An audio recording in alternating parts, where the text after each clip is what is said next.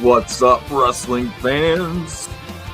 It is another Friday night, and we are here to talk some wrestling with you. Highlight of our week. Of course, I am Chris the Heat Matthews. He's the Tennessee Jesus, Carl Crossland, and this is the WrestleGeddon podcast. Carl, what's going on, man? Nothing much, man. Just making tuna fish salad. You gotta put a little oil and vinegar in there, or lime and vinegar. And then you gotta put some wasabi. Or you haven't seen that yet? I haven't seen that. It's like Matthew McConaughey was on a podcast, and I guess like he went over like how he makes his like tuna salad, and there's been like a bunch of TikToks of people making like the tuna salad he was describing. But he adds wasabi like with his mayo, and then like he was like some jalapeno chips, and then he was talking about adding corn and like some frozen peas, and he's like, then you give 7 or you put it in the fridge and let it sit a day. That is straight up white people stuff, just adding random shit to something. He had the apples too. That was another one that was like, he's like, yeah, apples. There it is. There it is. That's like raisins and potato salad.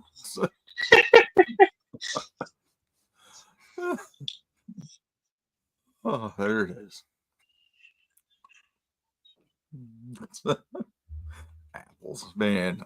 There's so much respect for Matthew McConaughey, and that all just went out the window. I don't know. People were on TikTok are saying it's pretty good. All right.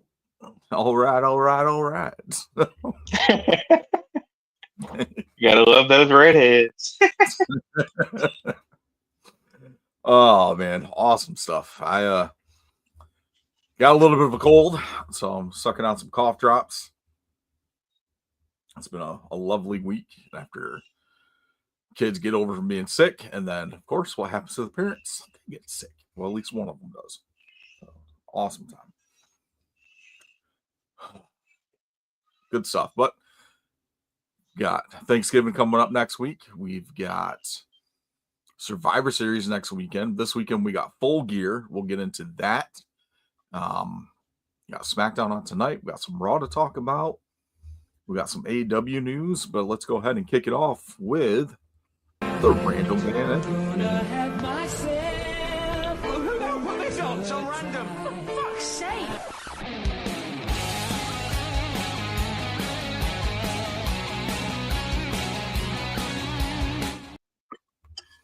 For fuck's sake, the random band this week is Silverchair. Oh, Silverchair. I listened to a lot of Silverchair today. Did you? I did on my drive back home from work. Oh, good stuff. Good stuff. Shit. What was the... This is why I usually write stuff down, and now I forgot what I had. Was it like a popular song? Or? No. It was not. You want me to go with mine? Yeah. All right, I'll go with mine. I decided to go with Slave. And it's like the intro to that song kind of sounded like a generic entrance for like a wrestler or like a video game. Yeah. So I decided to go with that because I like the intro to the song. Okay. Make a good theme. Nice. All right. So I had 2 picked out, just in case.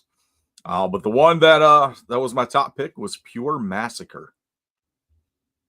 Okay. Then my backup one, just in case, was the anthem for the year 2000. Okay, I started to go with that as my backup as well. So that was a good backup. That was a good backup. It was a good song. I was like, I've never heard this song before. Like, this is pretty awesome. I can't honestly say I was the biggest Silverchair fan to begin with. So, but. No, I just know that one song. And that's pretty much it. That's the only song I knew too. Wait till tomorrow. I mean, the stuff I listened to wasn't like too bad, and I mean, will I listen to it again? Probably not, unless we get another random band entrance or something. It was definitely like that late '90s, mid to late '90s, like rock music, kind of like along the lines of it was like Candlebox and like bands like that. Really similar sound. All right, so who we got for next week? Next week, we got John Coltrane, unless you want a video of it. John Coltrane. He's a saxophone player, Yeah, known for jazz. I'm trying to think if there's like anything that'll be good to pick for a like a good. I mean, if you're gonna be like the original New Day or something, come out to, I forget what they come out to, but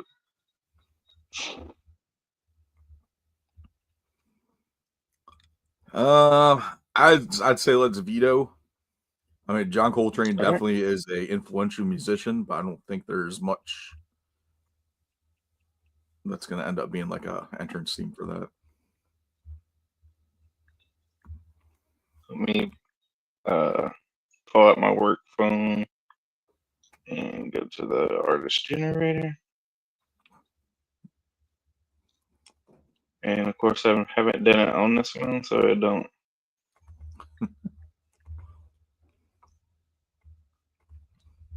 And not be as fast.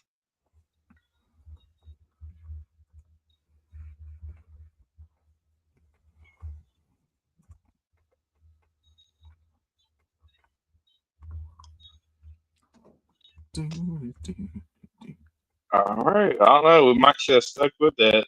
We got Shawn Mendes. Okay.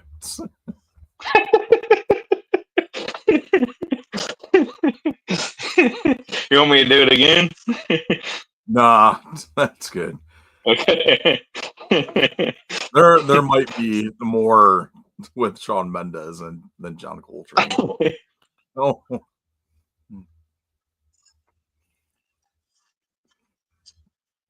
Possibly.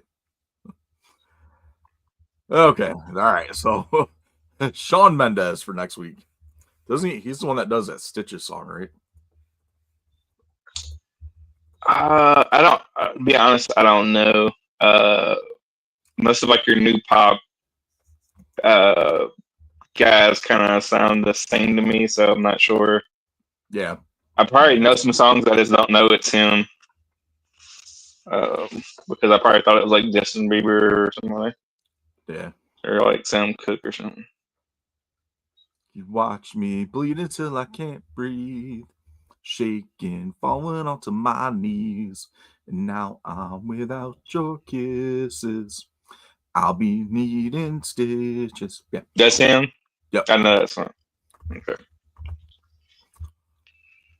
I didn't have to go into all that, but you know. That's all right. We're all fans of people.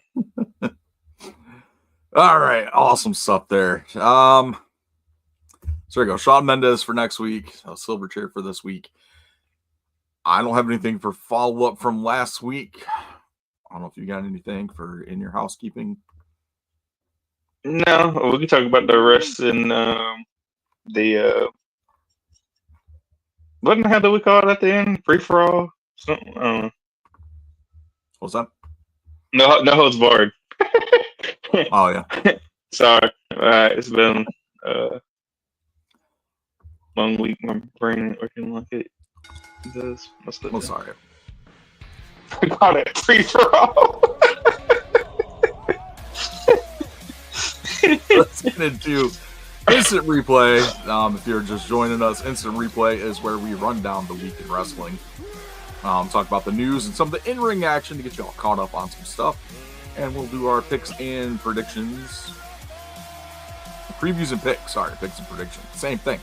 Previews and picks for AEW's Full Gear, which is this Saturday night. I'm not going to lie, there's a couple matches on there I'm excited to see, but we'll get into that a little later. But let's kick it off here with some AEW news, actually. This was kind of interesting, and I think it's a good move for some stuff for AEW.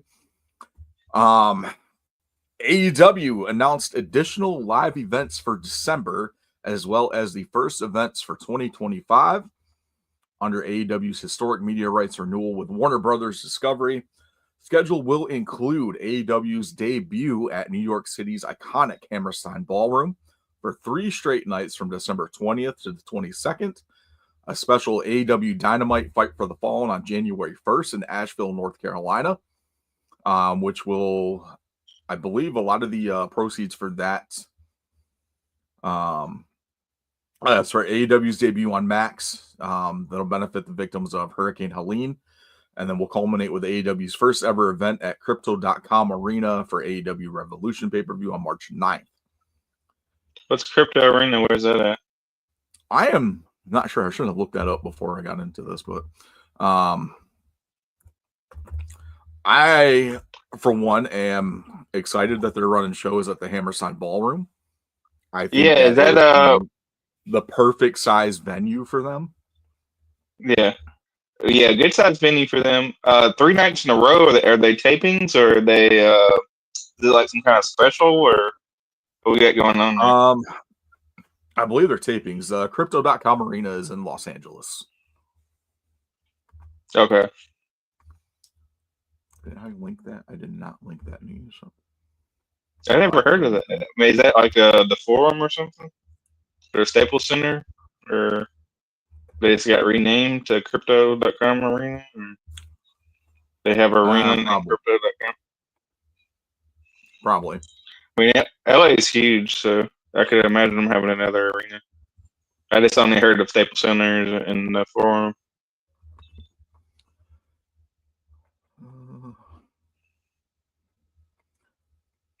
I don't know what the stadium. I don't know what it's called. Apparently, it's the Kobe Bryant Memorial statue is right next to it. So I wonder if that is the Staples Center. Yeah, it was a Staples Center. Okay. Yeah, just recently renamed. Okay. Okay. That's a pretty big arena. Yeah. But I guess that's for they say that's for Revolution. Okay. It's a pay-per-view, so they should be able to they should be able to pack it out. Half capacity in there. Yeah. Now, the pay-per-views, they usually do pretty well. Yeah. Or at least in Europe, anyway. I don't know. Well, America has been pretty sold out on their pay-per-views. All right, so there are 3 nights in Hammerstein Ballroom. The first night, December 20th, will be ROH's Final Battle. And then Collision will take place on Saturday, and then they'll do a taping for Dynamite on Sunday. So which will probably be the Dynamite that airs that Wednesday during Christmas week. So. Okay. So, and they did change one of their other shows too to a smaller venue. That's one that's coming up soon. I can't remember exactly what it was, but I honestly like some of these smaller shows, like the Hammerstein Ballroom, these smaller arenas, like these should be like the target places that AEW is looking for. One, you have the history there already with professional wrestling between WWE and ECW, because WWE ran quite a few Monday Night Raws from that building. ECW that were synonymous with that, a Ring of Honor. So much stuff that they can do, and that'd probably be more easier for them to fill and have a good crowd in there, like a more intimate, like we've been saying this for a while, like a more intimate venue like this will look better and sound better on TV than a larger arena that's not even at, half capacity. I mean, it's not even about looking better or sounding better. To me, it's more like this the overall like atmosphere. Like, you know what I mean? Like a half-empty arena, has an effect on your crowd, has an effect on your talent. Nobody wants to come out to a fucking half-empty, like, big-ass arena. And, like, I don't understand, like, why they haven't did. I don't know if it's like a pride thing or, you know what I mean? Like, I don't know what it is, but to me, like you said, these more intimate arenas, like, get a crowd in there and, sell a small arena, have it fucking packed and full of fans and have a good time. You know what I mean? Like, it's more of a good time versus, fucking sitting there with nobody and fucking cheers echoing off the fucking empty seats. I don't know. Just sometimes it gives me very like old WCW, like towards the end of their run type thing, where it's like, oh yeah, we're still in these arenas, and it's like, there's nothing wrong with being in a smaller arena. You know what I mean? And then that would probably justify your ticket prices because, you know what I mean? Like, there's less seats. So they are doing one of the other shows. The one that they changed is in February. February 19th. They were actually, I guess they were doing a bigger venue before for Collision. Or 8. It was for Dynamite and Collision. On February 19th. It's the Arizona Financial Theater in Phoenix. So they're actually we'll be running Dynamite and Collision in an actual theater. I'm not sure how exactly this is going to work. Let me pull this up here. Tell you something they should look into. Another spot that'd be good for them is that fucking ball in Las Vegas, the Sphere or whatever it's called. Sphere, yeah. Yeah, because they had like a UFC fight there. It was pretty cool. Like, I think like they'd get like a pretty cool.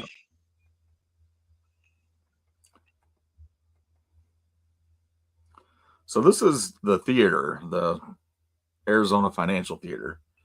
Yeah. I'm not exactly sure how that's going to work as far as like a TV taping is going to go, but you put the ring down there at the like the bottom, and then your stage is where your entrance would come out is. Yeah, I don't know. I mean, this picture doesn't really show like the whole, like the venue as a whole. Like, I guess a good enough shot of it, but apparently they were wrestling there before. So, yeah. To me, it kind of feels like putting wrestling at the D-Pack. I mean, it's a venue. It could be done. So, I mean, the big time wrestling when they did the Dorton Arena, especially like on the times where they didn't have like too much famous people there, they had like half the arena, Yeah. And so that'd be kind of the same way, you have like the ringside seats, and then you have like the crowd like going back the other way. But yeah, man, I feel like a smaller venue like would be better for them, at least right now, anyways, until they can build a bigger fan base again. But yeah. I mean, they've been putting on pretty good pay-per-views. and you damn sure get your money's worth. Like, you know, good long matches and stuff. Yep. It's not like, you know, going to a WWE event and, you know, having all the commercial breaks and all that good stuff. Yeah, I just don't know why they can't fill like a Dynamite or a Collision, as far as like arena attendance for that goes, but they can pack in for the pay-per-views. I mean, I'd rather, if I had the choice between, okay, so you have a Dynamite come in this month, or, you know, say like a Raw come in this month, and you've got like a pay-per-view come in to the same place, or, you know, somewhere nearby in a few weeks, I'd rather go to the pay-per-view than the TV taping. So, like, 'cause you know you're going to get the better, like, you're still going to get some decent matches on that Raw, but you know you're going to get the better matches and see more of the bigger name people that you want to see at the pay-per-view. So, I mean, so I kind of get that, but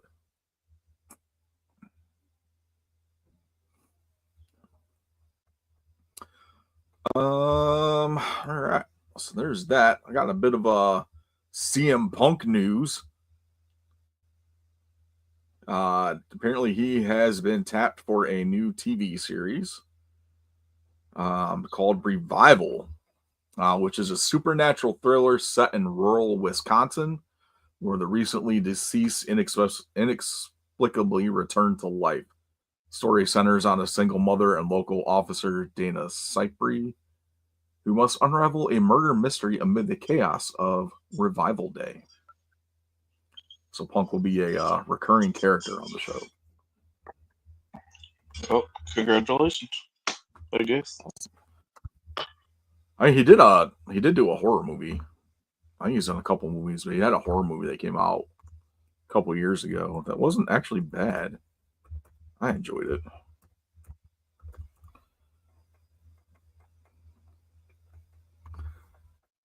Yeah. I can't remember the name of it though. Girl on the Third Floor came out 2019. It's pretty good. Yeah. Basically bought You a got house. Travis Scott. I got that. Travis Scott. Yeah, Travis Scott was announced that he will be appearing on the Netflix Raw debut and will be providing the new theme for the show. Along with that announcement came the gifting or the crowning of Travis Scott as hardcore champion. Like, Yeah. I don't know. Like, I understand. You go ahead. Like, I get that he uses the moniker Cactus Jack for some stuff, but giving him a hardcore title just because he uses the name Cactus Jack, that is completely, it's just a giant ass joke to me. I mean, if it's supposed to be like a real title, like, cause they said he'd be defending it on that Monday. So if it's a fucking match and it's supposed to be like a legit title, that, like, you know, somebody else is going to win. Hopefully, obviously. Not a good way to debut the title. No. Like, one, he didn't earn it. He's never been in a WWE match that I know of. I mean, I don't know. Maybe I've never seen him in any type of wrestling role at all. At least, like, with a hardcore match, like, if it's going to be, like, his first match, if it's, like, you know, like a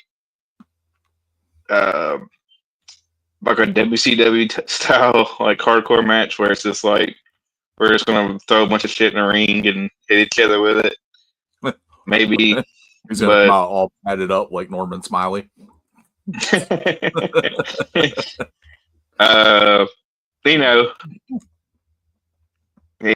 it maybe, but still, it's like, I don't know, like, you're kind of in the era where you don't really have hardcore matches anymore. I mean, you have like some risque matches, like on some of your pay-per-views, but yeah, by like no means like is nobody gonna get busted open on like a episode of SmackDown for the fucking hardcore title or nothing. And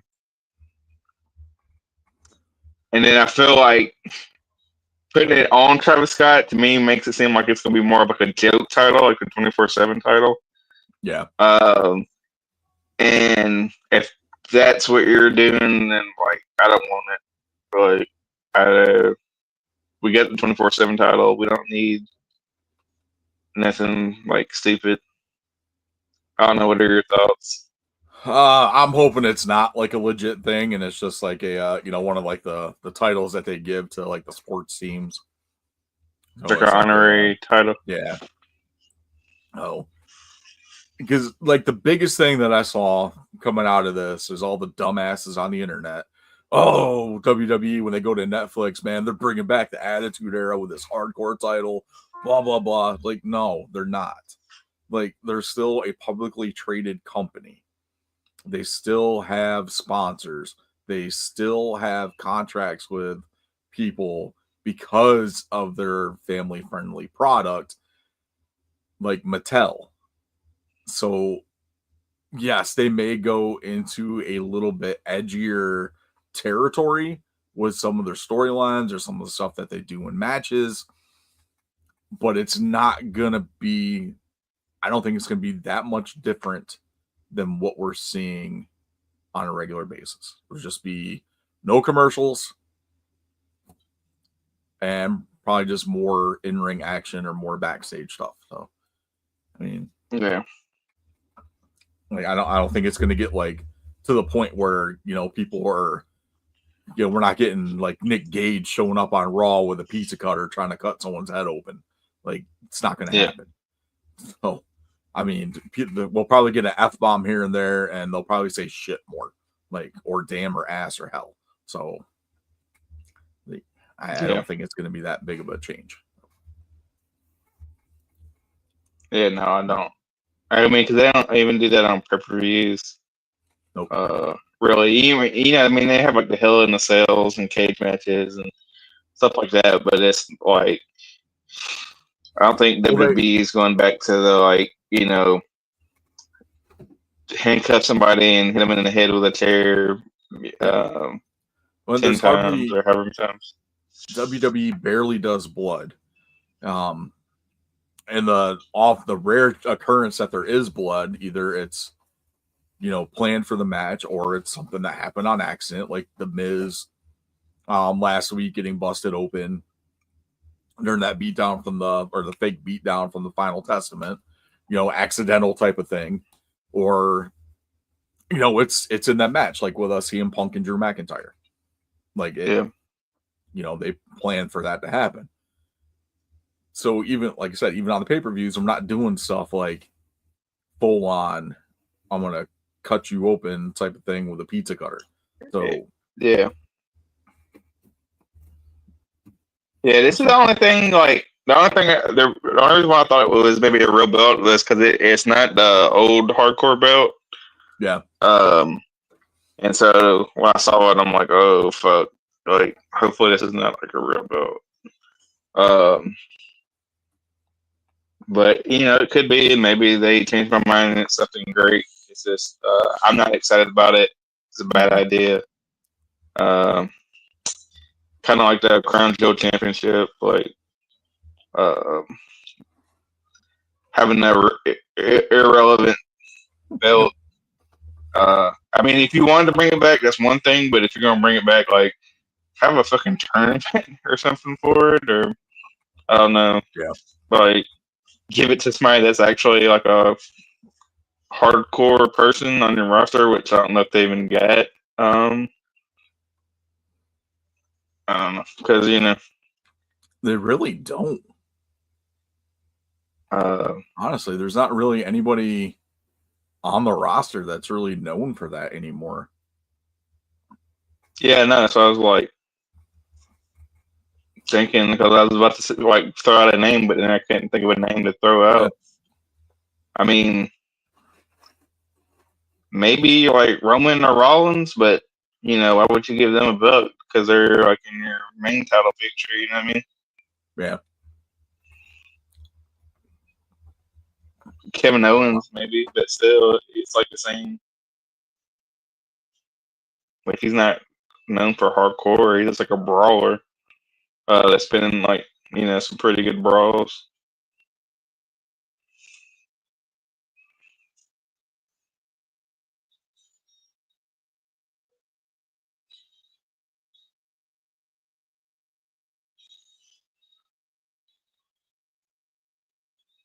Yeah, he's been in some pretty good brawls, but like he's not hardcore. Yeah. Sorry about that. My daughter is out here trying to put a turkey in the freezer when it's got to go in the fridge to unthaw. Yeah. We took our turkey out too. Out the freezer. Yeah. It takes like 2-3 days for it to unthaw. Yeah. Something else. Oh man, so that was I don't know. Unless he's gonna come wrestle, don't give him the damn title. Give it to someone else. I mean, even if he's gonna wrestle, still, it's like not give him a damn title. He hasn't done nothing to earn it. That is the truth. Oh, all right. So let's get into some WWE talk. Last week we talked about it as it was going off the air. The Bloodline, original Bloodline, OG Bloodline, pretty much reunited. They got beat down by the new Bloodline with Bronson Reed coming in and pretty much destroying everybody in his path. We got tsunamis for Sami Zayn and Roman Reigns. We close off the show with Roman picking up his phone and doing the voice dial, call the wise man. And we get just a dial tone. You get there, meh, meh, meh, meh. And then this number is no longer in service. So where do we go? Where do we go from here without Paul Heyman? I think I don't know. I think it's gonna be Seth Rollins. Other people have speculated it's somebody else.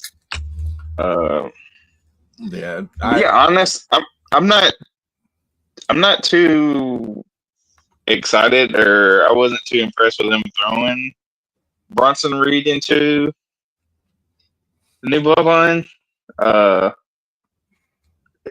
To me, it's just kind of like, what the fuck is it? You know what I mean? Like, yeah, I don't know. It's like you had a perfect story going with like a perfect match. Bronson Reed doesn't fit in the match. It's kind of like the women's War Games matches. It's like thrown together. You know what I mean? Like it makes it feel like that. Like, oh, this is just a fucking thrown together match. We're putting. So I think the reason why they put Bronson Reed in there, so Seth Rollins would be in it. Which I don't know. Like we talked about it last week. Basically, what I think I said last week, it was another way for them to get more out of Bronson and Rollins than just your typical 3 matches and then done type thing.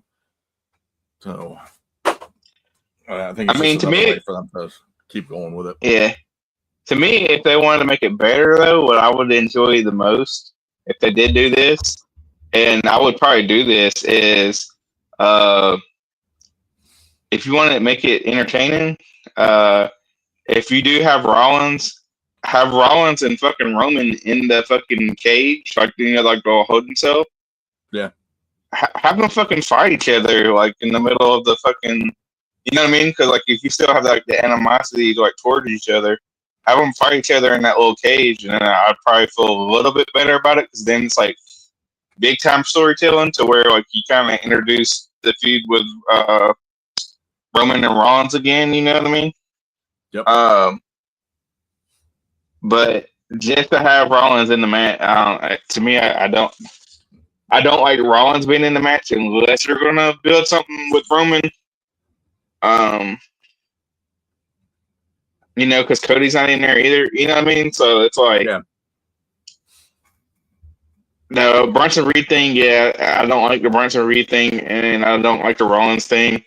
I have heard rumors that people think it's CM Punk. It's Um, the same thing. I- Like, oh, it's Heyman's gonna bring in Punk or Heyman's gonna bring in Brock.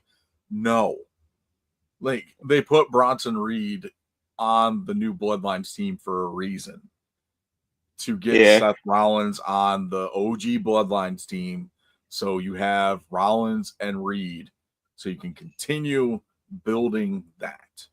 Like that's Yeah. the whole purpose of Bronson in there. Why would you If bring in they- CM Punk when he's got nothing to do with anybody in that match? Same thing with Yeah. Lesnar. Yeah.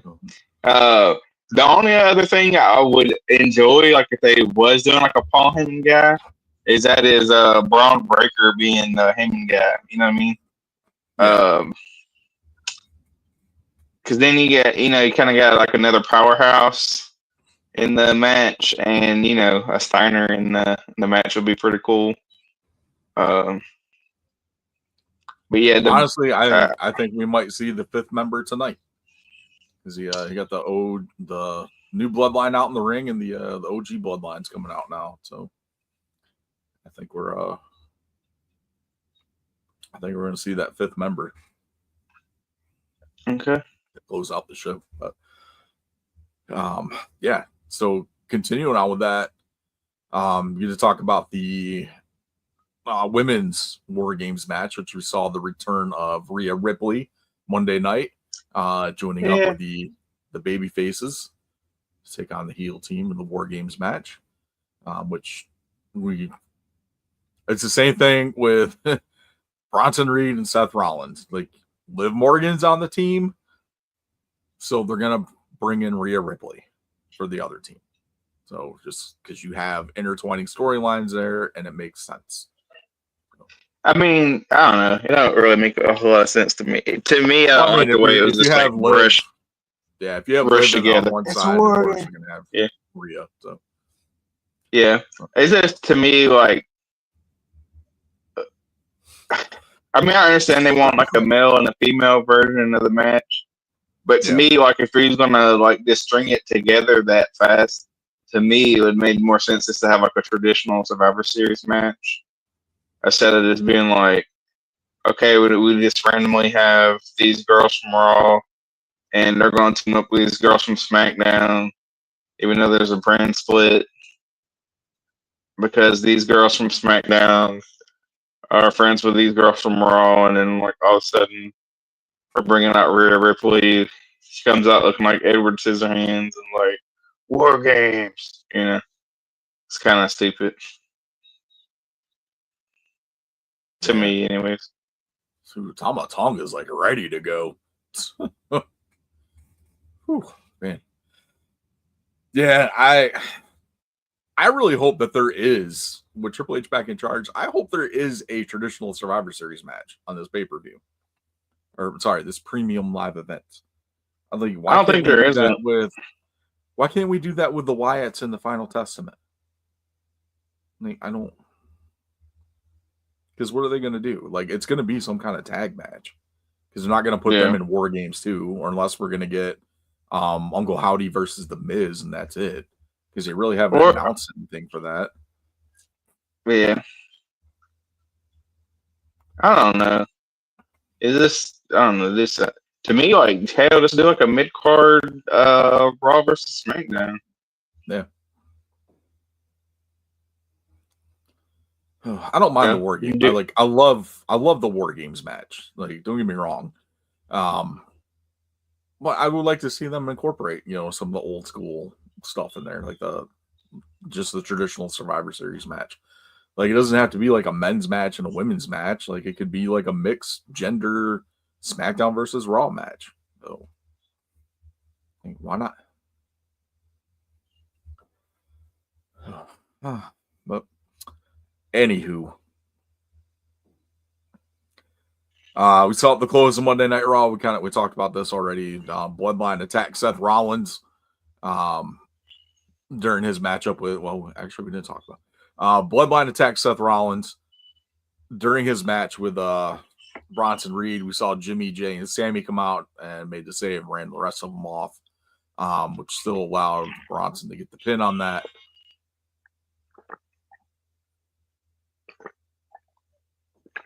Oh, Heyman's back. Paul Heyman just came back. Woo. There we go.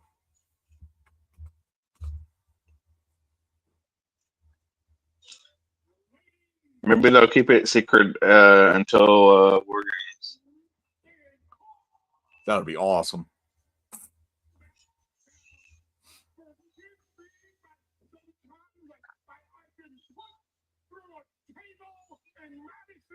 It'll be Omos.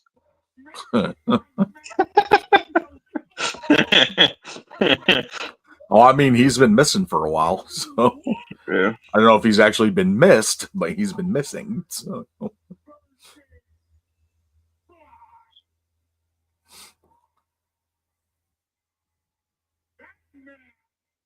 He was my daughter watches like a YouTube channel called Ninja Kids, Yeah. and they do like gymnastic stuff and like kind of like the American Ninja Warrior type stuff, and they did like a challenge, and it was like boys versus girls, and the boy team was like the son of the Ninja Kids, and Omos and Braun Breaker. Holy shit! It is Punk. CM Punk. It's Punk. Punk's joining the OG Bloodline team. Oh wow! That is very surprising. I was not expecting that at all. I thought it was going to be Rollins. Yeah. It doesn't. I guess it kind of would make sense because if they're the ones that took out Heyman, then dude, we have another week till this thing. I would like them see them. I'd like to see them kick out Bronson Reed and have Rollins join the fucking new Bloodline.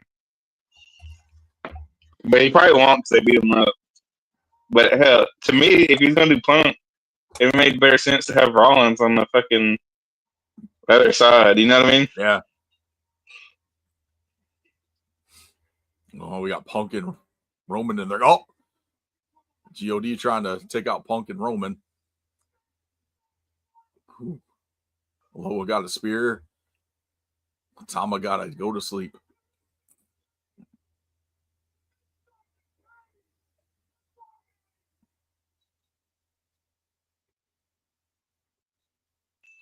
Punk and Roman face to face.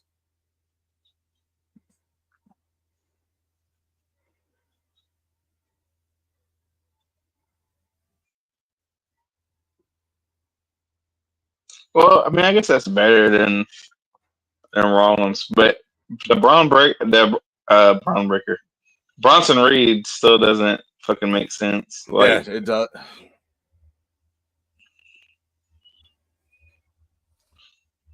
Yeah, it would have made more sense for Rollins to be in this, but I guess if they were going for the swerve and going the shock factor, and it does make the ties with Punk and Heyman make sense. You know, because the new Bloodline laid out Heyman, so why wouldn't Heyman get one of his friends to come in and help out? So yeah. I can see that makes sense for that to happen. Yeah. I don't know. Just to me, that like the Bronson, especially now, the Bronson Reed thing is just like definitely doesn't make sense. Yeah. Or, I mean, maybe You know, maybe they're gonna push something with him and Punk, or and shit, him or they Punk- take out Punk on Monday night to the point like he gets like 10 tsunamis, and then Rollins joins the team. Give you a swerve within a swerve. I don't know, but I'm excited that Punk's potentially going to be a part of this pay-per-view. So, I'm glad to see him, but he's been missing for a little while. Yeah, since he lost to Drew.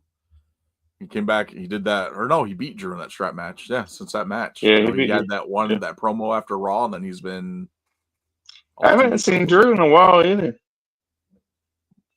No. Nope. Yeah, maybe we get Drew back soon. Oh, all right. So there we go. Here's that. All right. AEW this week. Dynamite. Your last Dynamite going into Full Gear this weekend. The main event saw Orange Cassidy taking on Wheeler Yuta. And a matchup that people have been clamoring for, especially for a main event on a Dynamite. The conglomeration told Orange Cassidy that they know the Death Riders are going to be circling and they'd have his back. And Orange Cassidy told him, no, I'm going to do this on my own. I don't need your help. I don't want anybody else getting hurt because of this. Oh, God. Yeah. So the conglomeration agreed. Bad decision. Very bad decision. The show went off the air with Orange Cassidy getting duct taped. His arms duct taped to his body and getting beat down by the Death Riders. Death Riders left the ring. The conglomeration came out, helped Orange Cassidy up, got him untaped. And the defiant Orange Cassidy still managed to have enough strength to put his sunglasses on and put his hands in his pockets. After getting beat down by everybody. Yeah. Fucking stupid. Yeah. I was thinking about this week. If this ain't a fucking squash, I mean, I know it's your main event, but this just needs to be a fucking squash match. Like, fucking, have Moxley come out and have Moxley come out and just like, or it don't have to be like a quick squash match. Just have fucking Moxley beat the fuck out of him for 30 minutes. No offense by Orange Cassidy, and fucking pin him. That's what they need to have happen with this fucking dumbass main event. Yeah, that's. Oh man, I'm right there with you, and I'm an Orange Cassidy fan, but he's not taking this title off of Moxley, and that's no. I cannot get behind Orange Cassidy as the face of the company, being the AEW World Champion. I was cool with him with the international title. I think that's a good spot for him, around that championship or the Continental Championship. But the World Championship, no. The person that's going to take this title off of Moxley is going to be Darby Allin. Like, he's your modern day Jeff Hardy. He comes out, he gets a rock star reception every time he comes out. The fans love him, kids love him. He's got to be one of the top merch sellers for AEW. So does Chris love him though? That's the thing. He has grown on me much more than 5 years ago. I respect it. Like, especially that last run, the run with him and Sting as champion. So I do. I'm not like a huge Darby Allin fan, but I do enjoy his matches a little more than I used to. Now that the character's been developed more, and he's got more of his personality behind it, and the promos have gotten much better. Especially the ones that are targeted at like Moxley, because there's like we say, there's wrestling is better when it has a sense of realism to it. And Yeah. those two have like a relationship. Like they've known each other for a long time, and Yeah. then you can sense the frustration like that he's trying to portray with Moxley and the anger that he has towards him. So I get it. Yeah. I can see. And you know, I've always been a fan of Darby. Like not a huge fan, but I've always been a fan of Darby. And but I will say he has grown a lot. You know, from a lot of his like, I think the timeless thing probably helped him out a lot.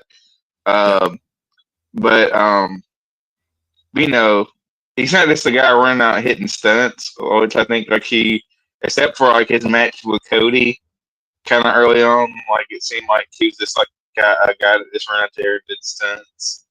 But now there's more like development and storytelling like within the match itself, like in some of the matches he does. So it's, you know, he's learned something, and I think it'll be good. I think he's the, you know, the guy that puts the belt on next, in my opinion. So definitely looking forward to when that time comes. So we also had on Dynamite, Bobby Lashley made his AEW in-ring debut. Wrestled some guy named Mark Keys and Ring of Honor legend Cheeseburger. Yep. And completely destroyed him. As he should. Yeah. Prince Nana comes out on the stage with a chair, draws the attention of Shelton Benjamin and MVP. Shelton goes trying to go after Prince Nana. Swerve comes through the crowd. He's got the chain wrapped around his fist. Knocks MVP with it. Hits Lashley. Another one for Shelton. Hits the house party on Lashley, and then hits the Swerve stomp on Lashley. Leaves Lashley laid out in the ring. After hitting Lashley earlier in the night with that chain and like a drive-by type thing, and starts like laughing and runs off. So, but I'm interested to see where this match is going to go Saturday night. That's probably one of the few that I'm actually looking forward to. Yeah. As much as I think it's like too early for it, I want to see it as well. Yeah. We know what Lashley's capable of outside of the WWE machine. I mean, we're talking about somebody that was released from WWE, really didn't get where he needed to be, but went to TNA and immediately got boosted to the point where at one point he held every title in the company.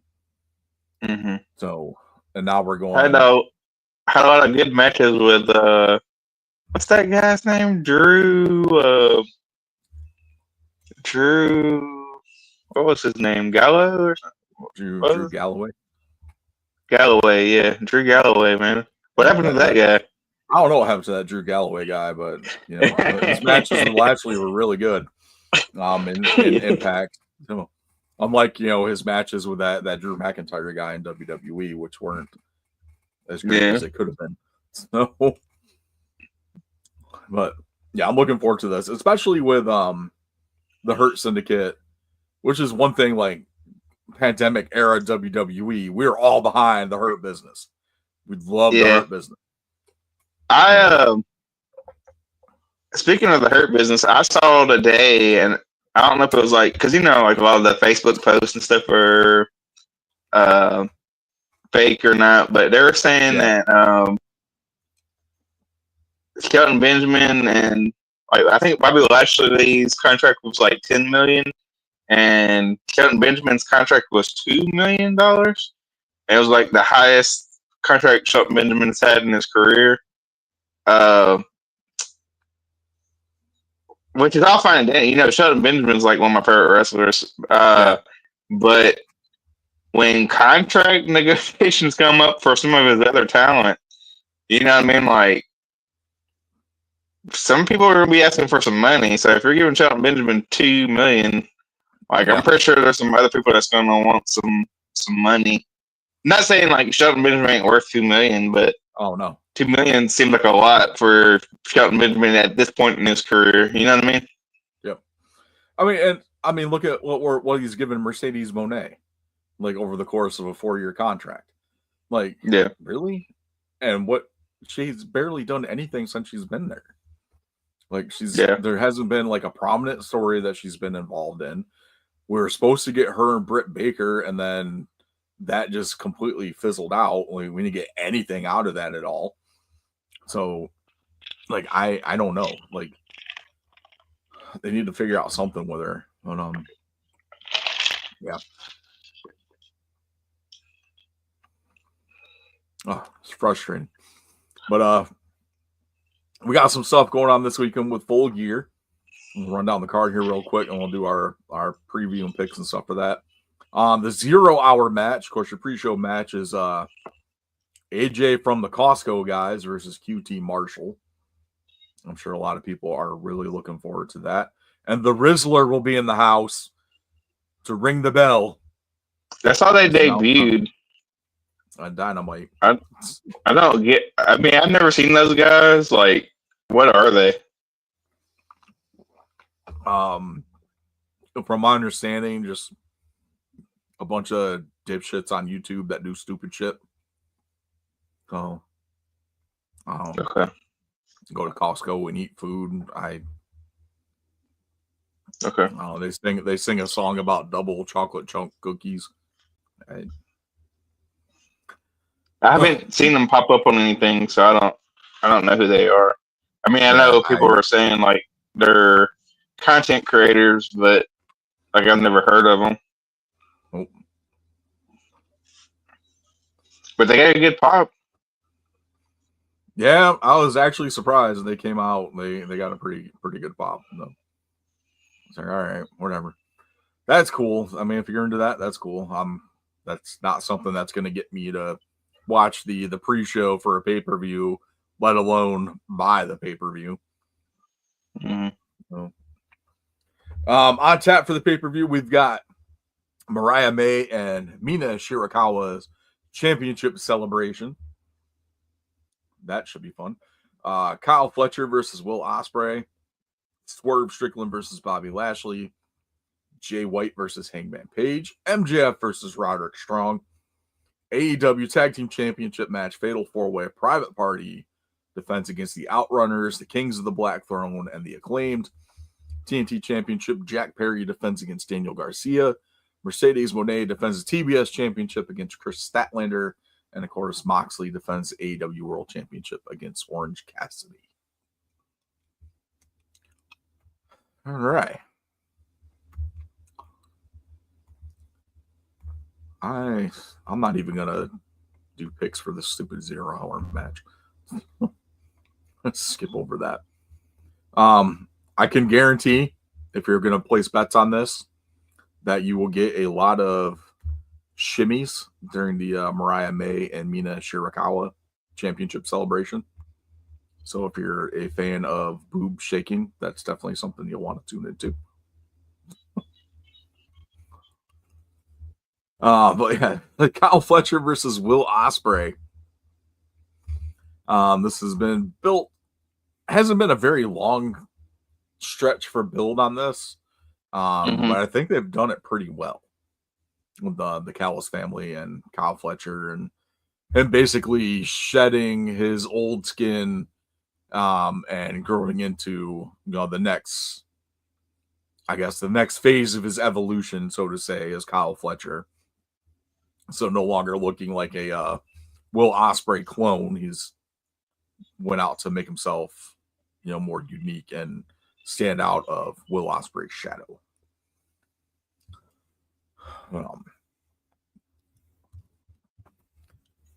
I don't know. I'm gonna go with Kyle Fletcher on this one. I had similar thoughts, but I'm gonna go with Ospreay.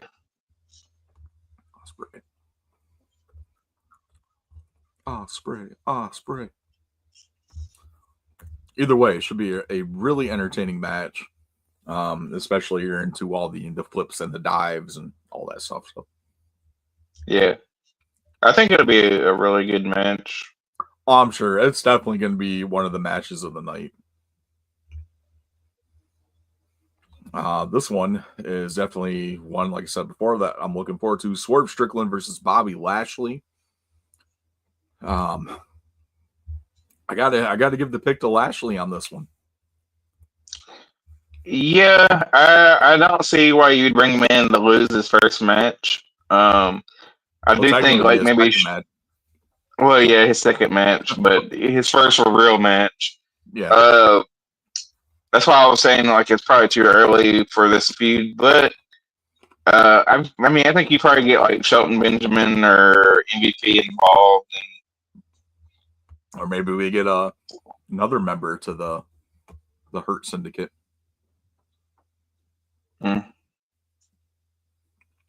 Cedric Alexander showing up. I wish, but I think he's still under contract. That'd be awesome, though. Speaking of awesome, this match is going to be just a brawl. Jay White versus Hangman Page. I'm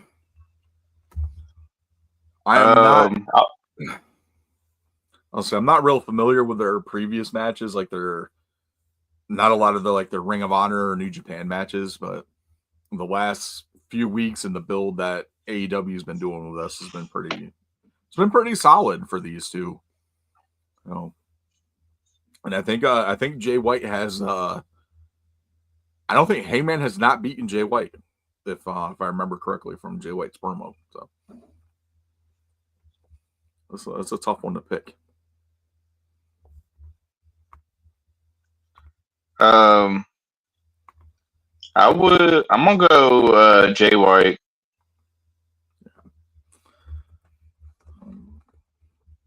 If it was me and I was telling Connor, I'd go Jay White. I'd like to see Jay White, get some matches further on down the roster a little bit.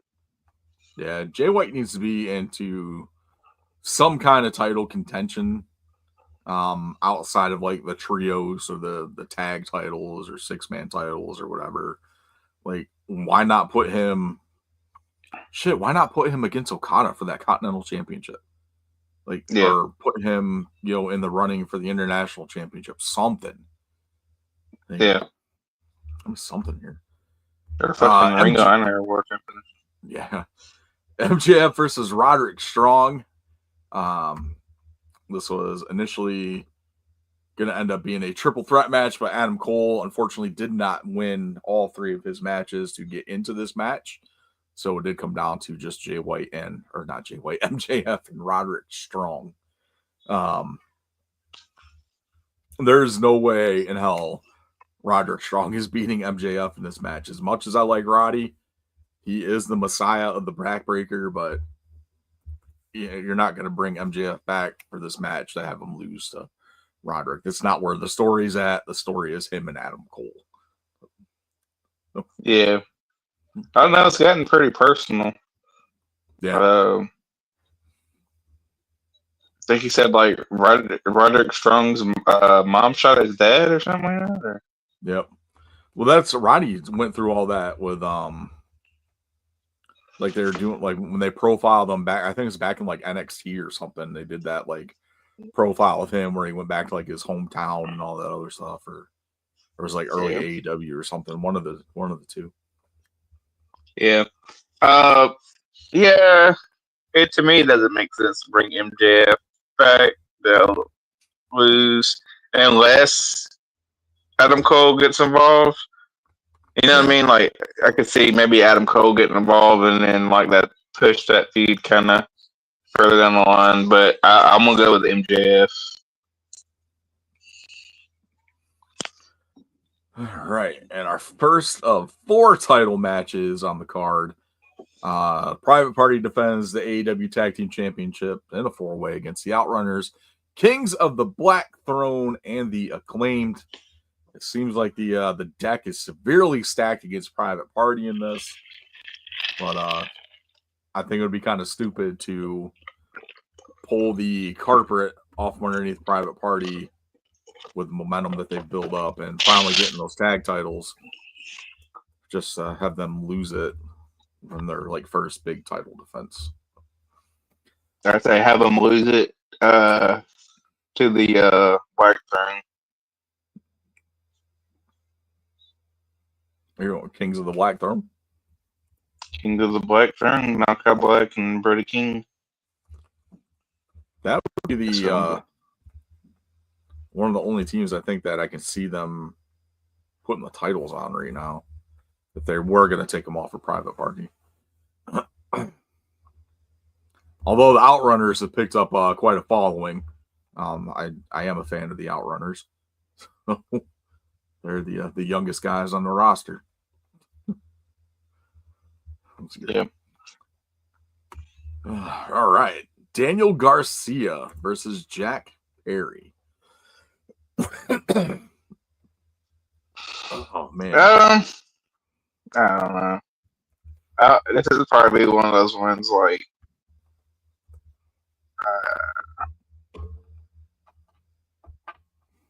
I'm assuming Jack Perry's gonna win. But if it was me and my decision, Daniel Garcia would. Yeah. So, what's your pick, Garcia? Jack Perry. I'm not. Unless Tony Khan wants to hire me, then I'll pick Daniel Garcia. I'm taking Daniel Garcia on this one. I think it's time he gets a push with a title involved. Because why resign if you're not going to get then? Like you're getting put into another story with someone that's been featured prominently on TV the last 4 or 5 months with Jack Perry and the EVPs. Then before that, he had that whole story with MJF. So it's got to go somewhere, and hopefully it leads to a TNT championship run.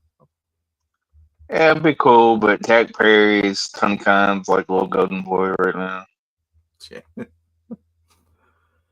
Yeah. Man, this next matchup, Mercedes Moné defending TBS championship against Chris Statlander. I would love for Chris Statlander to take this title off of Mercedes, but unfortunately, that's probably not going to happen. This match just kind of seems like it was thrown together out of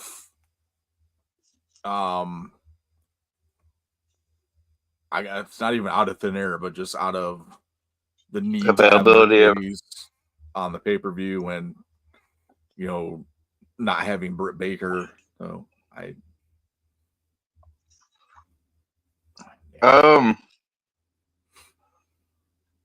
don't know.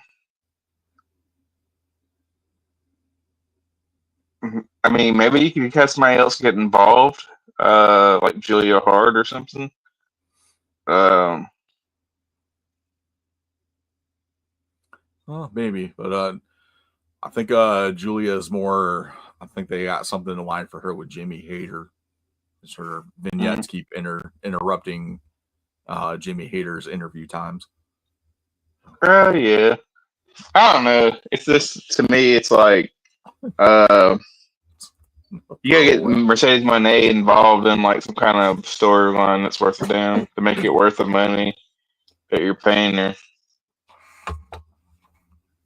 Absolutely. And it's not like there isn't enough women on the roster that can do it. I mean, the only decent story that we've gotten so far with her was with Willow. Maybe have like Deanna Peraza. I haven't seen Deanna Peraza in a while. Maybe have her come out.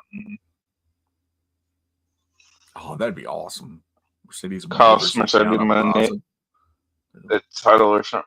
I'm gonna say Mercedes Moné. I was trying to talk myself into Chris Statlander, but I fucking couldn't come up with like a better scenario. All right. Oh, excuse me. And we'll probably end up being the main event. Jon Moxley defending the AEW World Championship against Orange Cassidy, which I will say We have not seen the AEW championship since Jon Moxley won it. It is supposedly in the briefcase that Marina Shafir is carrying around. Well, I mean, that's his whole thing is he's like destroying AEW, right? Or Yeah. at least like the faces of it. Like, I don't think he's gonna go after Bobby Lashley or nobody. But Yeah. So I'm thinking because we haven't seen that title and it's supposedly in the briefcase that Marina has, I think Moxley's got a new title. like a new belt I design. think there's going to be a new belt that Moxley's going to have, probably for this pay-per-view. And I think the reason why they haven't been showing the title on TV is because it wasn't something, it was like a last-minute type decision to change the title or to give Moxley like a custom title or whatever. And that's probably why it's been in a briefcase the whole time.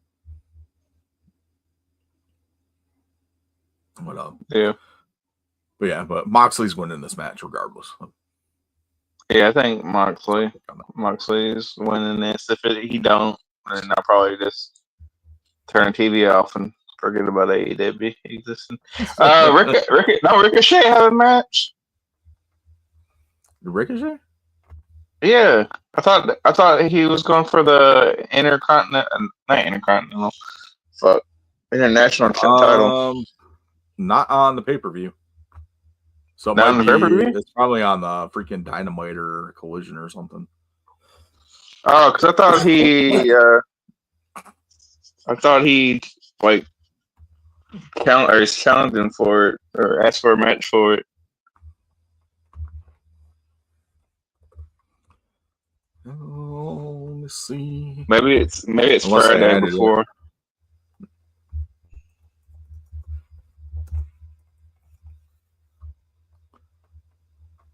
If that match is happening, then I think I would say Ricochet.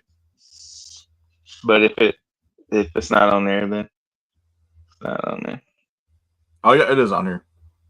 It just wasn't on the one that I was looking at. I guess. And they actually have on the pre-show Deonna Purrazzo versus Anna Jay. Oh, okay. I'd rather see that than Monet and Chris. Yeah. All right, let's end that one. Ricochet versus Takeshita. It's definitely Ricochet. Yeah, I think Ricochet has to.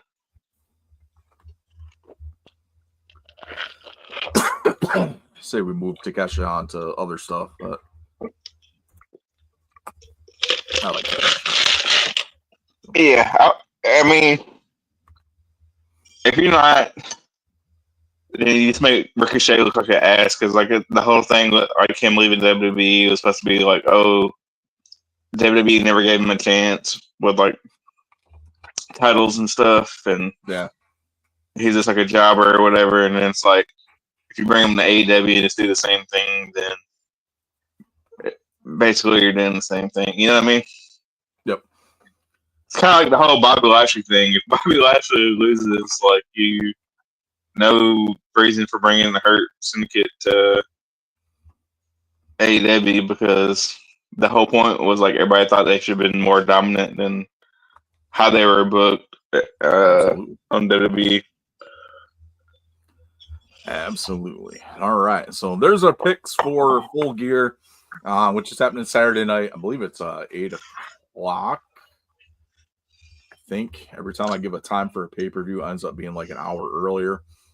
So as long as they've been going, and yeah, did it should have like started at like 5.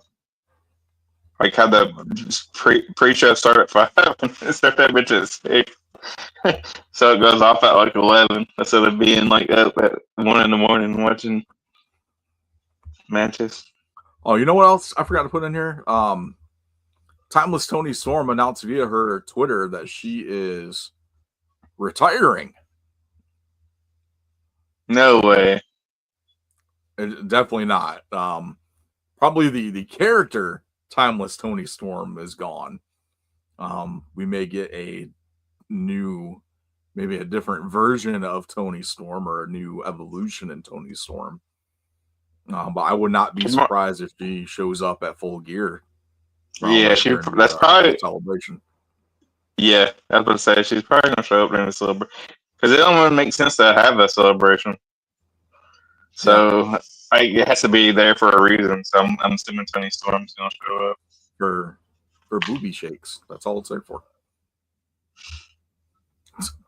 That's it. I mean, we can see titties anywhere. Yeah, no. What the hell is the damn start time for this?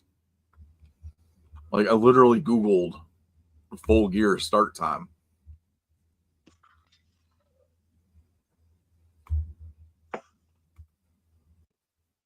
$7:00. It's like for the pre-show or for the main show. Just at 7:00 for start time. I'm assuming it's probably the pre-show now.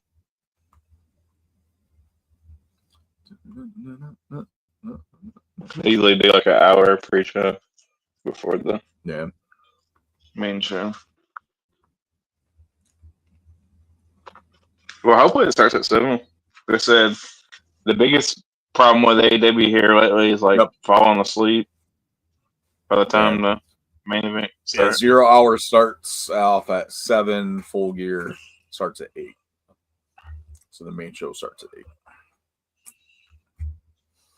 Awesome stuff. All right. So that's something y'all can tune into this weekend. A little bit of AEW. And let's go ahead and get over to the next segment of the show, which is the Elite Year Logo. Basically, this is brought to you by EntertainmentEarth.com. Use code FT Collect to save 10% on all in-stock items. This is pretty much the part of the show where I just grab a figure that I either recently purchased and unbox live on the show, or I just grab one randomly off the shelf. This week it's randomly off the shelf, and it is a nice little one from Walmart. That's the one from Walmart. It is the Ringside Collectibles exclusive Wolfpack Macho Man Randy Savage. Ooh, yeah. That's Wolfpack? That is Wolfpack. Hold it up closer.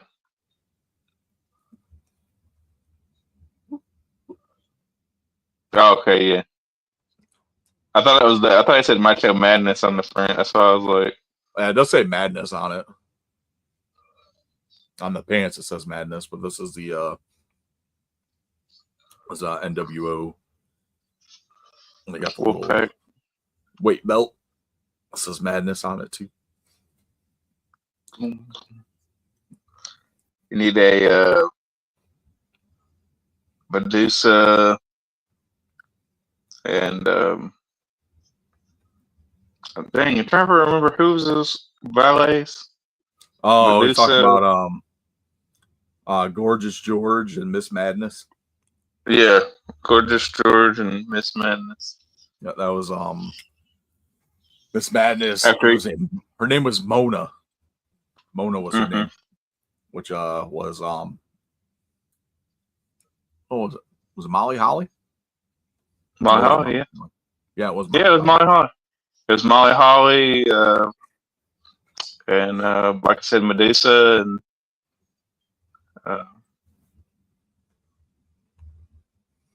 Gorgeous George or whatever her name was. They that was after the Wolfpack. That was like when he came back. Yeah. When he came back, I mean, I guess, yeah, because he wasn't technically Wolfpack. He just came back and went after like Kevin Nash, and he brought back Sid Vicious. Yep.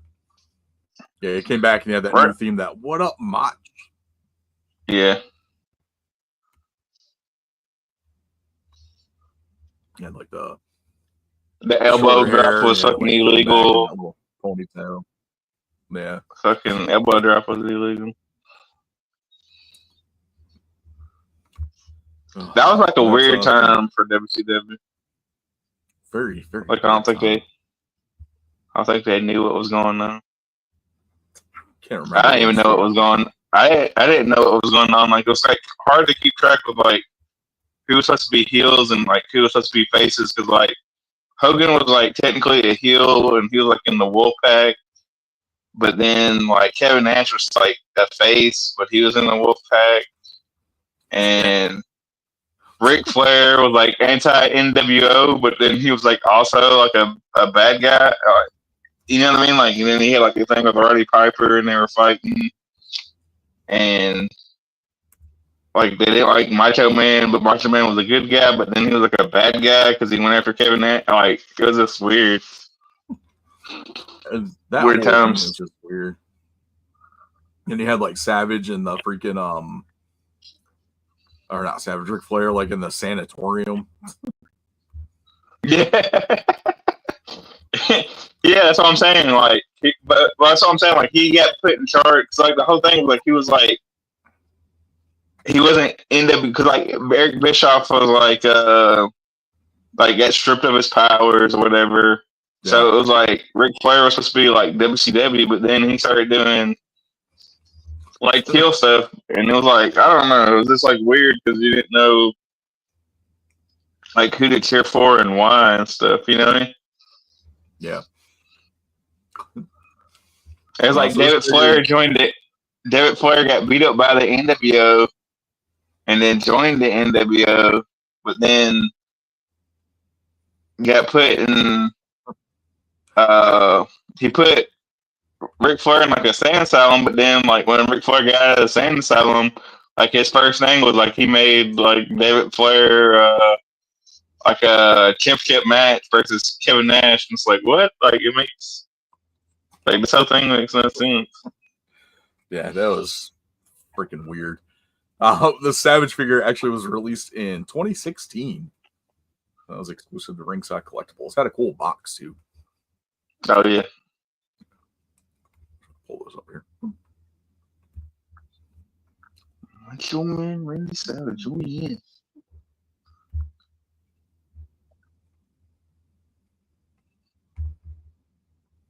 There we go. That nice Wolfpack themed box, like the red and white logo, the red logo on the white background. It's really cool. Yeah.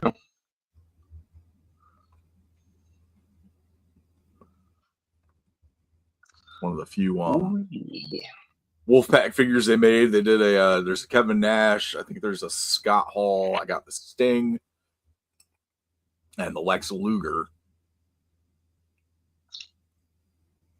But they don't have Conan under contract. No Disco Inferno. Yeah. Disco Inferno, I don't think he ever like officially NWO? He tried. I think they let him into the Wolfpack, but then they beat the shit out of him. They let him like wear the shirt. I know they let him wear the shirt, but they always had him do like stupid stuff. Yep. And like there's a right, like when Disco got let in, it was when right before the Wolfpack and NWO Hollywood like reformed, like rejoined back together, and then like beat the shit out of Disco and a few other people. They ever do a Wolfpack Hogan? You know what I'm talking about with like the white, red, and white. I know some other companies did. I don't think Mattel has done one of him yet. And that color scheme. I definitely should though.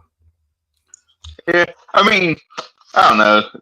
People probably try to forget about that as much as they can because, like, he had the finger poke of doom, and then I think like he wrestled Flair. He wrestled Flair twice, right? I think so. And then trying to think what Diamond Dallas Page. Can't remember who took the belt off of him.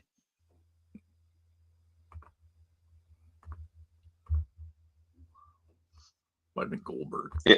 I don't know. No. It wasn't Goldberg. Because Goldberg didn't have it. I don't say it's Diamond Dallas Page took the belt off of him. It might have been. It might have been this first title run. So Goldberg's first title run, he took the belt off of Hogan too. Yeah. His first title run, he took it off the NWO.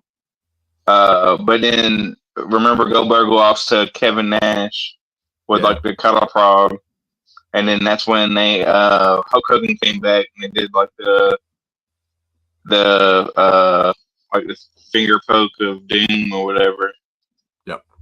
And then I want to say that like Hogan, and that's like when Ric Flair became like the commissioner or vice president or something. And he like booked himself. Like I said, I won't say like once or twice. There's like 2 pay-per-views where it was like Hogan versus Flair.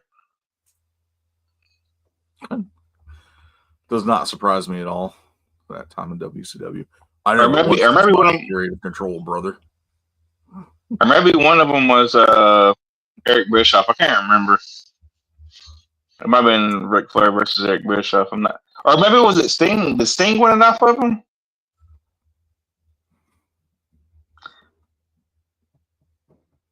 Might have been. Who did?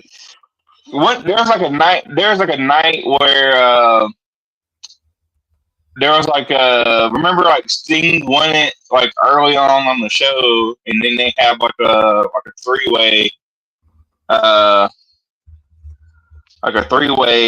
at the end of the night, and then like Sting lost it. Was it Diamond Dallas Page that beat Sting? Because they're like it's like a. I remember it was like one night where it was like Sting had won the belt. Everybody was fucking excited, and then they have like a triple threat at the end of the night for the belt, and then Sting lost the belt like the same night. I won't say it was like Diamond. I think it was like Diamond Dallas Page. It was like a 3-way. I won't say it was like Diamond Dallas Page, Hogan, and like Sting.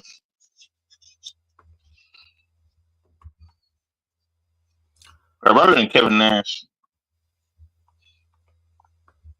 Or maybe it was a fatal 4-way. And it was like Sting, Diamond Dallas Page, Kevin Nash, and hell, probably like Macho Man or somebody. Yeah. Why does it not?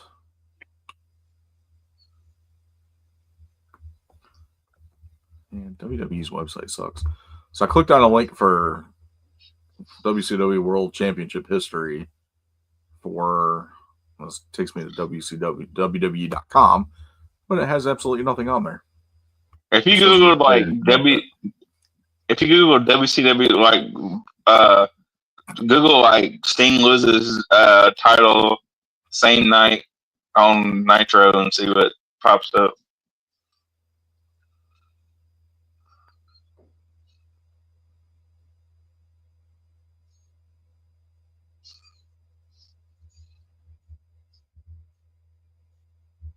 I remember it being like a big deal because that's like back in the day when you had to like switch channels. Yeah, and I remember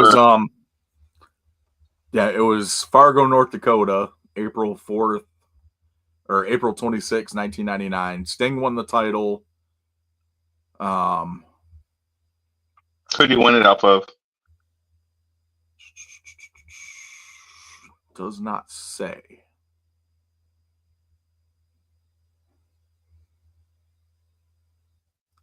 It might have been Hogan. And then I have Diamond Dallas Page the same night, who defeated Sting, Kevin Nash, and Goldberg in a 4-way. Okay.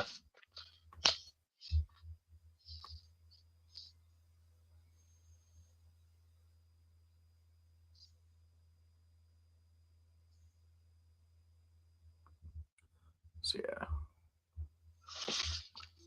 Yeah, I think that's probably how Hogan lost it. I think Hogan dropped it to Sting, and then because Hogan didn't like losing to people, so I'm assuming that they wanted the title to go on Diamond Dallas Page, but they didn't want like Hogan probably didn't want to lose to Diamond Dallas Page, so they probably had Yeah, because Sting beat him. the previous one before that was DDP, who defeated Flair, Hogan, and Sting in a Four Corners match, and that was April 11th. So it was literally like 2 weeks before. So I'm not sure what happened, unless Sting beat DDP or something, or whatever happened. Or maybe he beat DDP. Maybe he beat DDP for the title. Maybe it was DDP that took it off of Hogan. I know somebody took it off of Hogan. That wasn't Kevin Nash, because they're still kind of teasing like the Hogan Kevin Nash kind of. Because remember they had like the NWO Black and White were like Misfits or whatever. They had like Stevie Ray, Virgil, and like a few other people. I forget who was still in it. Like whoever didn't leave, because I think Scott Hall, Buff Bagwell, and I know Buff Bagwell did. Scott Steiner leave, or is he still like in it? I think he was still part of.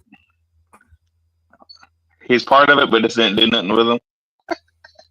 I think so. Because I know Buff Bagwell got betrayed by Rick Steiner, and that's when Buff Bagwell went face with like the Buff Daddy or whatever.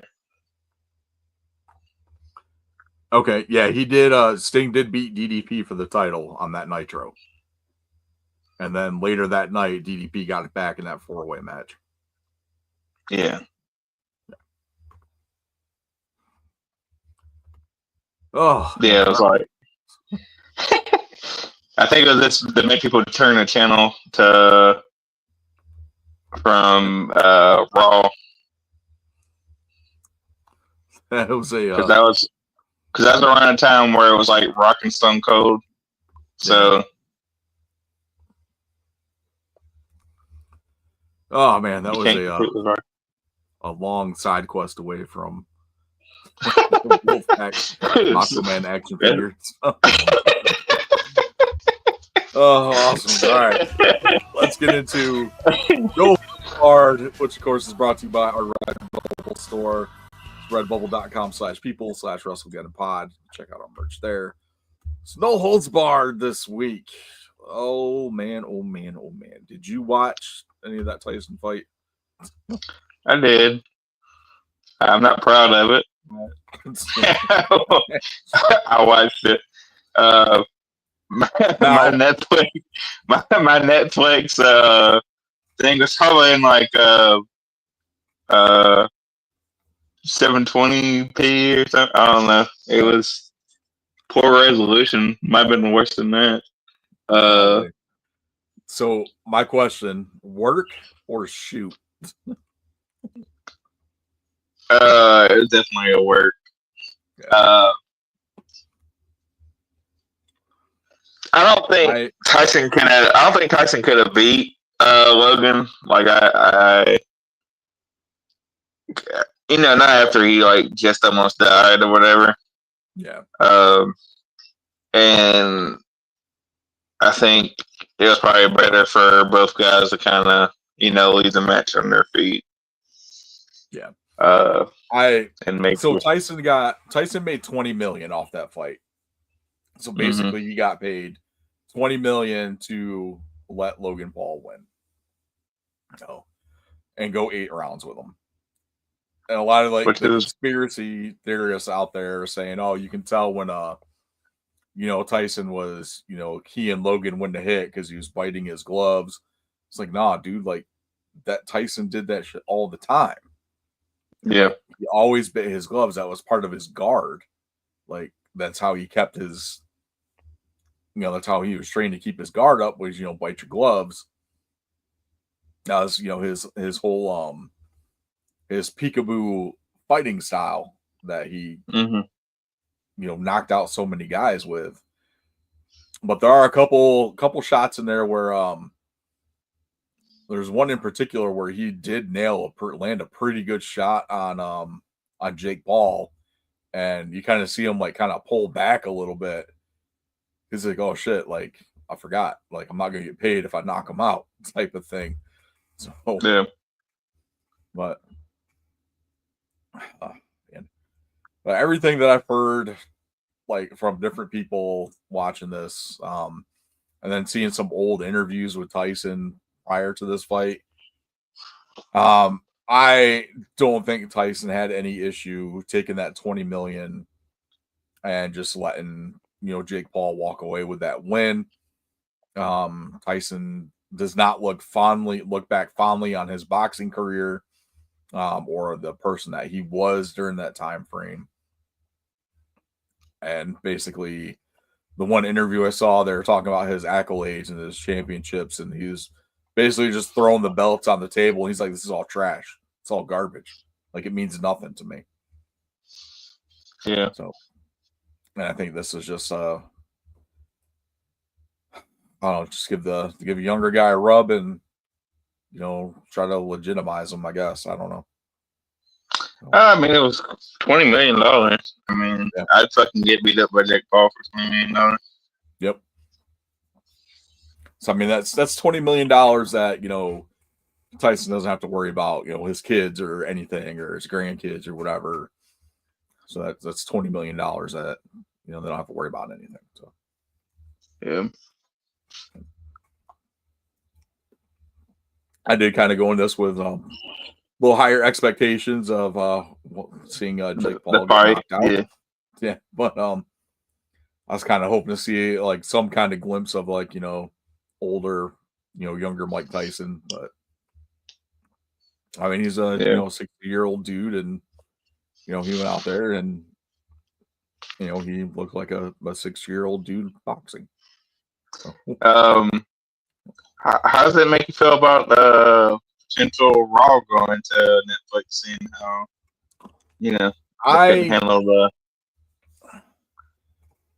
Honestly, I think there's more people that were gonna tune. There's more people that were gonna tune into that fight that are gonna tune into The Raw. Monday Night Raw. Yeah, I don't think. Yeah. I don't think they're gonna have those streaming issues. They are broadcasting 2 NFL games on Christmas Day on Netflix. Yeah. So we'll see how those go. That handles, because that's not gonna pull nearly the same amount of people for this Tyson fight. No, the NFL usually pulls a lot of Christmas Day. They probably beat the Tyson Jake Paul fight. Yeah, well, that's with the hype and everything surrounded by this fight, and it being delayed because Tyson's health issues earlier in the year. There was a lot of anticipation for this, and a lot of people were tuning into it. So yeah. I don't think it's like you'll get your hardcore football fans that will watch football regardless of when it's on or where it's on.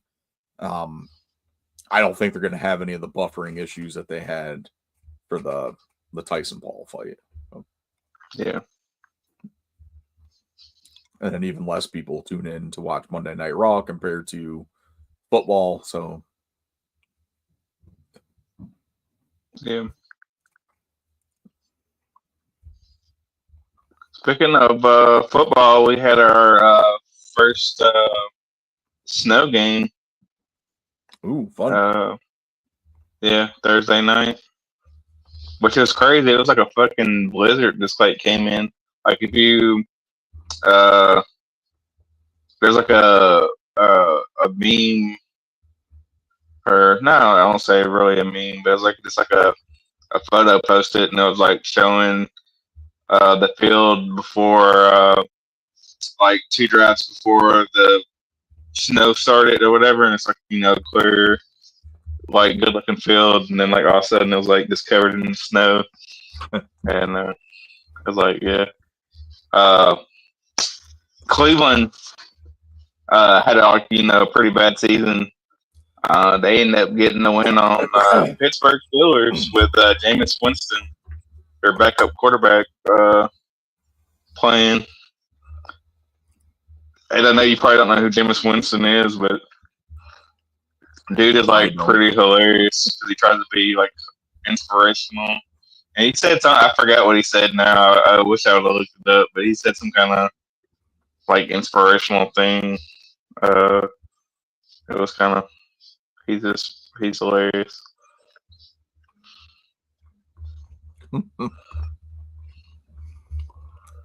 Oh, awesome.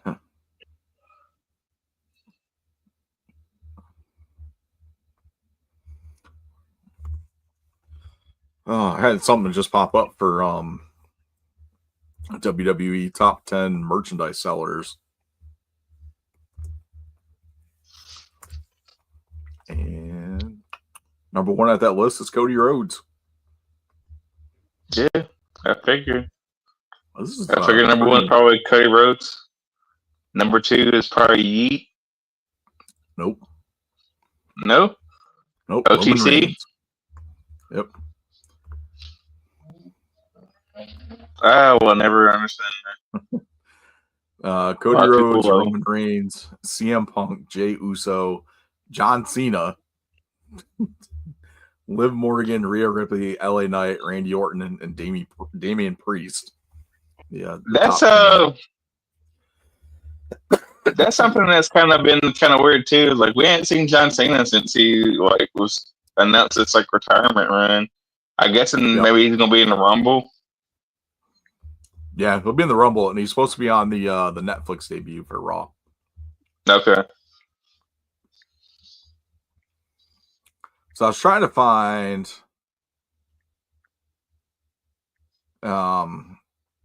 AEW's top like merch sellers, but they don't have like anything specific. Probably as far AEW as, shirt. like their top sellers for the last 7 days. Let me go. Let's some best sellers here. Shop AEW are an AEW live event mystery grab bag shirt for $10. AEW Origins comic book, a Hikaru Shida art print, a tie-dye Will Ospreay shirt, mystery grab bag hoodie for $20, a Blu-ray of Double or Nothing, a Will Ospreay soccer jersey, a Hurt Syndicate shirt. Okay. That's 8. A Hangman Adam Page poster. Excuse me. And an Outrunners t-shirt on the top 10 best-selling merchandise on Shop AEW in the last 7 days. Oh, yeah. Yeah. Awesome. Yeah.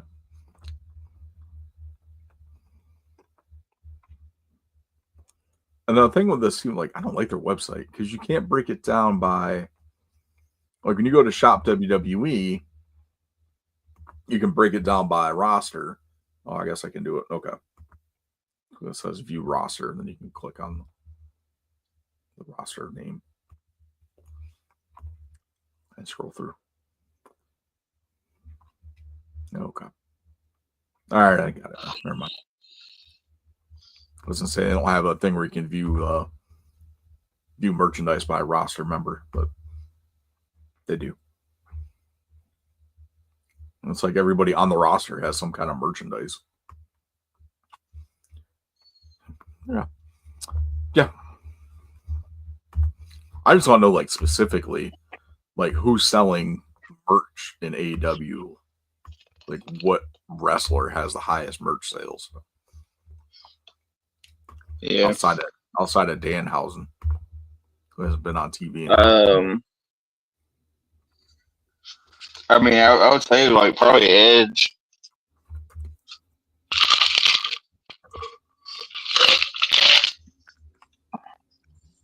Or Swerve. Yeah. All right. You see they dropped a teaser trailer for a live action How to Train Your Dragon. Oh yeah, and I saw everybody fucking upset that a mixed girl was in it. Yeah. There are no black Vikings. And Who gives a actually, shit? there's probably all kind. Like I think what people kind of misconstrue. It's one of those things like I guess like you know stuff, and sometimes it's hard being a historian and knowing stuff. But like a Viking is like a noun. It's not like really like a people. It's not like a ethnicity of people. Um, so there's like a bunch of different groups of people that were Vikings. Um, um, it's not like a like a culture or anything like that. Yeah. And a lot of what people think of Vikings now is kind of just rhetoric from the Germans and the Nazi movement when they're talking about they're the superior race or whatever. But there are a lot of dark haired, non blonde hair, blue eyed people that were Vikings. Yeah. It just drives me nuts. Like, okay, so maybe, all right, so maybe that character, because you look at the cartoons and the character's a white girl with, braids and whatnot. Okay, maybe this actress had the best audition out of everybody that auditioned for the role. I Maybe she mean, understood the character more. Maybe she, had a different, take on the character that brought something more to the character. I So think what's she got hired because she was the best person for the job. yeah, I think what is funny about it all is people I did like their research on it, and she's actually because she's mixed. She's like the most Scandinavian person on the fucking chat. Yeah. And the cast of people, it's one, it's a fictional film. It's dragons. I mean, I know. people are acting like it's a big deal, and it's like get I the don't know. stick out of your ass over fictional characters. Like Jesus. It's not that it's not that big of a deal. I just hate people in general. Let's see what else happened. Wicked opened this weekend. So a lot of people are excited about that. To the point where AMC has posted do not sing along to the songs. Let everyone enjoy the theater experience as you're watching the movie. Yeah. I haven't seen the musical at all, so I don't know. Neither have I. Like, in all honesty, like if I go to the theater and there are people in there that are fans of the movie or fans of the play, the stage play, and you'll love the music and stuff like that. I don't care if they want to sing along to the music. It doesn't bother me. And I'm sure there are a lot of people out there that feel the same way. So, I mean, Yeah. it's like listening to people sing their favorite songs. Like, who cares? Like, they're having fun. Like, next thing you're going to tell me is I can't go to a screening of Ghostbusters and recite the entire dialogue from the movie as they're reciting it on the screen. Yeah. I mean, Ghostbusters though, like at least there's no spoilers there. Like I guess I think with the Wicked, like you have like a lot of people like myself and yourself. Like I don't think I would mind if people were singing in the theater that haven't seen the plays or anything, so we don't know like the music or anything like that. So maybe they're trying to attract more people. But I like the Wizard of Oz is kind of a classic I've seen more than once. It used to come on TV quite a lot around Thanksgiving on like CBS. I don't know if it still does or not. I don't watch I haven't regular seen it TV that pop much. up on TV in a while. Yeah, but yeah, I think this should be pretty good. I think a lot of people might not know the story, especially how it's been presented, like in the trailers and kind of the marketing of it, I guess. Yeah. So some people may be surprised. I do know kind of the storyline because I do know people that did like the movie. I mean, not the movie, but the musical. Um, and it kind of, you know, follows how people became wicked. You know what I mean? And I guess it gives you another side of the story. I guess so. You may be surprised about some of the character arcs in the movie. So be warned on the Wrestling podcast. I don't know how many wrestling fans are going to go see Wicked, but we said you here first. Hey, you never know. Is the Batman Part 2, is that a real thing? Yes. Or is that like make believe? No, that is happening. Okay. 2026. Okay. Because I see so much like fake stuff on Facebook now, it pisses me off. I saw like one that was like supposed to be a remake of Nightmare on Elm Street, but it said like Robert Englund was going to be in. Yeah. And then I it saw turned that out too, that was but I fake. know Robert Englund is like, I know that's fake because Robert Englund has said numerous times that he's too old to play Freddy anymore. So Yeah. like voicing is a different story.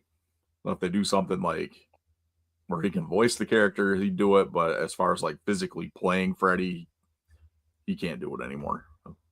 Yeah. Which apparently in Freddy versus Jason, Rey Mysterio was Freddy's stunt double. Oh, really? Yeah.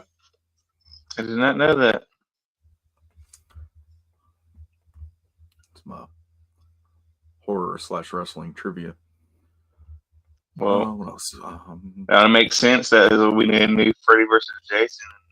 Have Dirty Dom be Jason's stunt double. Yeah.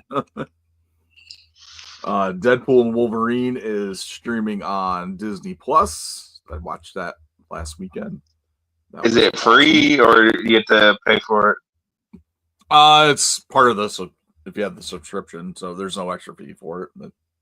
All right, I might check that out because we got Disney right now. Yep, watch that. That was awesome. Really good. Beetlejuice 2 hit streaming on HBO Max on December 6th.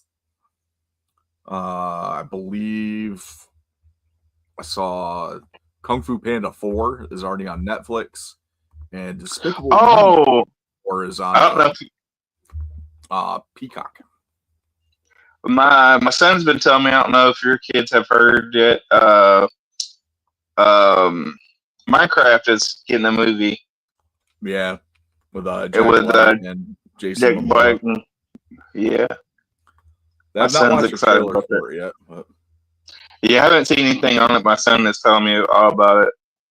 At first, I thought it was something he like made up, but then, you know, my wife said something to me about it. And I'm like, oh, maybe there's a Minecraft, because he's like, my son, he's kind of, you know, comes at you with like questions like, why is Jack Black on a lot of funny movies? And I'm like, I don't know why. What are we talking about? He's like anything and everything. And I'm like, is it in everything? What do you mean? It's like, he's in Minecraft. I'm like, Minecraft? What do you mean Minecraft? He's like, yeah, it's a movie, Minecraft movie. It's got Jack Black. He was in Mario, and that was funny. And I'm like, okay. Yeah, he's in Minecraft. I think he plays Steve. Okay. I think that's his character. I don't know who Jason Momoa is supposed to be, but he's walking around like a pink jacket. So. I thought maybe he was like Enderman or something. have no clue what the deal is with this movie. Yeah, my kids are they're like psyched for the new Sonic movie. It comes out in December. Okay. I like all about that Sonic 3. I want to see it too. Those first two were really good. So, I seen the first one. I don't know. I guess that's just I'm getting old and can't get into movies anymore. first one was good. The second one I enjoyed more than the first one. This Idris Elba's take on Knuckles was pretty good. And it was like Jim Carrey just absolutely kills it at being Dr. Robotnik. It's just awesome. Yeah. It was a great job. And like to see like his character like changes with each movie. So he gets like crazier with like each version of the character they put out in the next movie.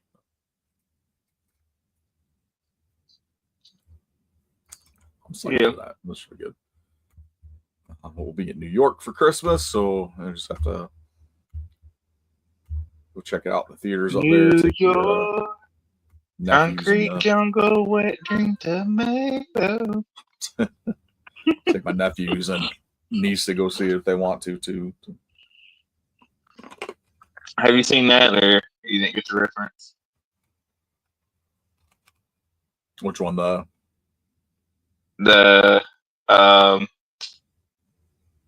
Hawk to a Girl. Yeah, she was on like the Bill Maher podcast, and he brought up something. I think it was like something like Jay-Z, and she's like, "Oh, I know who Jay-Z is, but I don't listen to him that much." She's like that one song. It's like, "Welcome to New York, concrete jungle, wet dream tomato."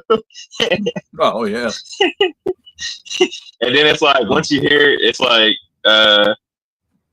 once you hear her say that, like after you hear the lyrics, and that's kind of sound like Alicia Keys is singing that. So like, welcome to New York, where dreams are made of. It's like concrete jungle, wet dream tomato. I really think she's just putting on a whole act being stupid just to keep her 15 minutes in the limelight. So, well, she's got a podcast. Yeah. Now I seen that she's on Steve-O's podcast, and then I heard on the Steve-O podcast there's a clip of her saying that she has a podcast with Logan Paul that hasn't came out yet, but probably will be releasing pretty soon. So, well, I'm sure they asked her all the hard-hitting questions. Yeah. Oh, wonderful. Oh, awesome stuff. All right, folks. That's pretty much going to wrap everything up for us for this week. Appreciate you guys checking us out as we do each and every week. Hope you guys have a fun and safe Thanksgiving. We'll be back with you guys next Friday night. So enjoy the time with your family, your friends, all that fun stuff, your turkey, whatever food you're eating. I keep trying to tell my wife not to make a whole lot because it all just sits in the fridge and nobody really eats the leftovers. So, dude, I eat leftovers for like days. I can't. After like a day or two, I just get sick of it, and I was like, I don't want to eat any more of this. So, yeah, but awesome stuff. All right, y'all. Okay. That's gonna do it for us. Like as always, make sure you guys follow us on all our social media outlets at WrestleGeddon Pod. Just type that in your search bar and it'll come up, or check out the link tree in the episode description below, and that'll take you to where you need to go. On behalf of myself, Chris the Heat Matthews, and the Tennessee Jesus Carl Crossland, this is episode 261 of your WrestleGeddon podcast. Later, Marks.